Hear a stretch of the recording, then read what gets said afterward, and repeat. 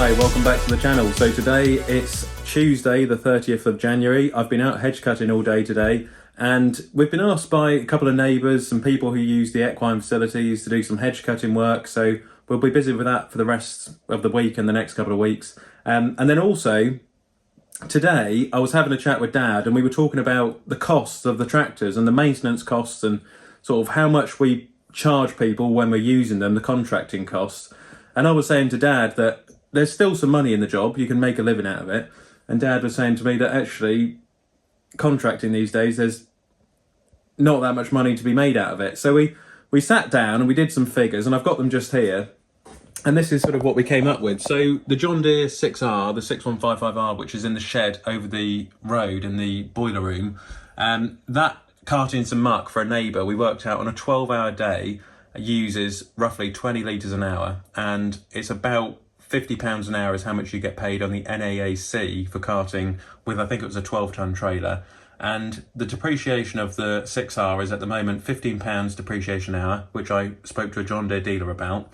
The machine finance, that machine's on finance for a few years, and it's £5 per hour, and it's 200 hours per month we worked it out at, which is about £1,000 a month finance.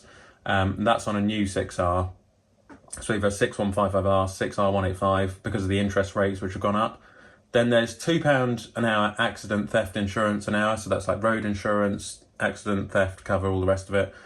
Then we worked out it was actually £16 in fuel used an hour carting, which was 83 pence per litre, which is where the red diesel price currently is, but it's up and down at the moment. Then we worked out the servicing costs, which were about £5 an hour servicing costs. That's for the filters, the oils, all the parts, and the fitter who helps us, who's about £30 an hour. Then there's another maintenance fee. There's a couple of different ones. There's a £5 an hour maintenance fee for unforeseen costs, like when you have a puncture or a breakdown, and that does happen quite a lot. On a long enough time frame, you will have breakdowns. Doesn't matter how new the machine is, on a long enough time frame, if you're doing the hours, it is going to break down. And then we did another cost, which was a general £5 an hour general maintenance cost for miscellaneous parts, things which go wrong, like sensors, gaskets, O-rings, seals, bearings, like beacons. You got to buy some new parts randomly. There's just miscellaneous parts you sometimes have to buy. This is quite a conservative estimate, and in total it's about £53 an hour. Now, on the NAAC's website, the carting, which is around about £50 an hour with 150 horsepower tractor, means that a £53 cost contracting with the 6R, receiving £50 an hour is about negative £3 an hour at the moment with the rising costs. So it's actually better for me to stay on the farm than to go out carting with a big trailer. Now, hedge cutting is a very different matter because it doesn't use as much fuel per hour. But that being said, it is really, really interesting. On those higher fuel usage jobs like muck spreading, ploughing, carting, it is, you are drinking a lot more fuel. And so obviously the price should reflect that. But the price just isn't reflecting that at the moment. And I'm in a really difficult predicament at the moment because with certain contracting customers, I'll tell them the price on the NEAC because the price has gone up and they're just not willing to pay it. They'll say, well, a farmer will do it cheaper than that.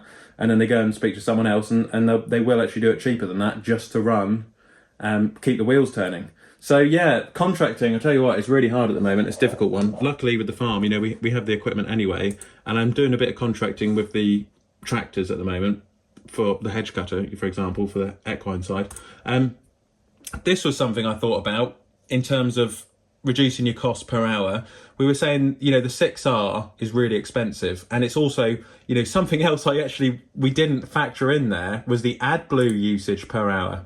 Dad and I need to add that on there, unless I know some people delete it, but that actually makes it more unviable, the AdBlue. Of course, older machines like 6910 doesn't use AdBlue, and it's easier to maintain and to repair. Now, this tractor is very important because today, DEFRA has just released this productivity grant to help farmers reduce their fossil fuel use. So Dad's saying, look, we're going to put half the farm down to grass, and the government's saying they're going to pay us to not farm.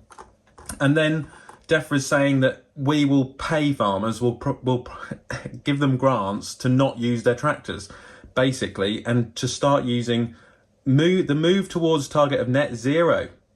Equipment relying on electric or renewable energy will be prioritised, with biofuels viewed as renewable, which is really interesting. So I thought, well, couldn't you just get a 6910 and develop a biofuel? Like, couldn't you run like a 6910 on vegetable oil? So this is something we're going to do over the rest of this year, is try and find an old tractor and see if it can run on some sort of vegetable oil or something a bit cheaper. But I just don't think it's going to be possible because, you know, a lot of these sort of biofuel machines seem to clog up the engines, you know, clogs up filters, etc. So it was just an idea which we had. But it is interesting that they're paying you basically to reduce your fossil fuel use, which as a farmer is really difficult because I don't think there's any tractor out there which is electric yet on a big scale, like a 200 horsepower tractor which can do a 12, 14 hour day without charging it up. So it's going to be interesting to see how this evolves. Leave a comment in the comment section.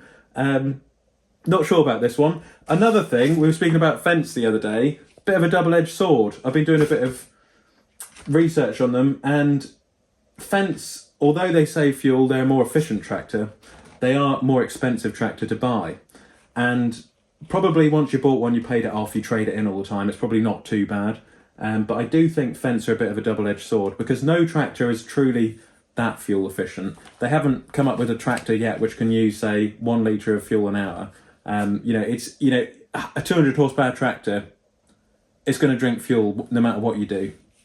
And there's nothing you can do about that. That's just the law of the universe. So, yeah, they are nice fence, but like I say, double-edged sword. Good that they save fuel. Their depreciation is pretty good. You know, they don't lose, they retain their residual value well over, say, 3 or 4 years. The downside is they're very expensive to buy in the first place. You've got a lot of capital invested in that machine all the time. And the other thing is, they're actually, when they do go wrong, they really go wrong. So, yeah, I'm not sure about fence just yet. But maybe some people out there really get on well with fence. But I think less is more, and some of the simple old tractors, things like the old 6910 there, another one which is quite nice, they did an old 6400 back in the day, that was quite a nice tractor, 6400, 6410, very rare little John Deere 2850s, they're quite nice. I've been trying really hard as well with the Ford Challenge. I've been speaking to Henry from Ernest Doe's, and he's found me a really nice Ford 7610, but the downside is it's quite expensive. And I'm finding a lot of the Fords are really expensive now, even like a little 6610 is sort of 10 grand.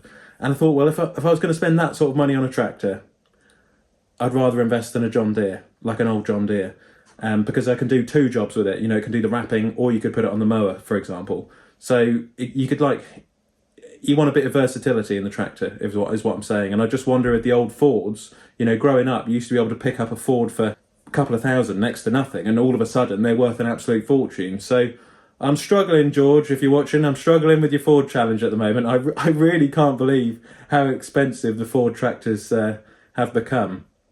But yeah, leave a comment in the comment section if you've got any ideas with the Ford Challenge. What do you think about the new defra statement there, that we've got to reduce our reliance on fossil fuels? Contracting, as I said, really difficult. I'm literally going out with the tractor, carting for -3 an hour. Not too bad when you're doing work on the farm for yourself, it's not too bad. But you've got to do, like with all these things, you've got to do something different. You've got to do something quite specialist and niche. And, with the Aberdeen Angus we have on the farm, I'm trying really, really hard to sell them to a good market where they're going to go to a good butcher's, farmers markets, places like that. And I'm finding that's where the margin is. It's not in producing sort of bulk, low quality meat or produce. So yeah, a couple of things to think about there. Leave a comment in the comment section.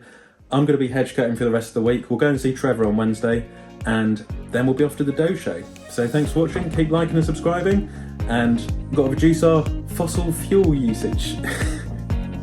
Catch you on the next one. Click here to subscribe to the channel, and click here to watch another Olly's Farm video.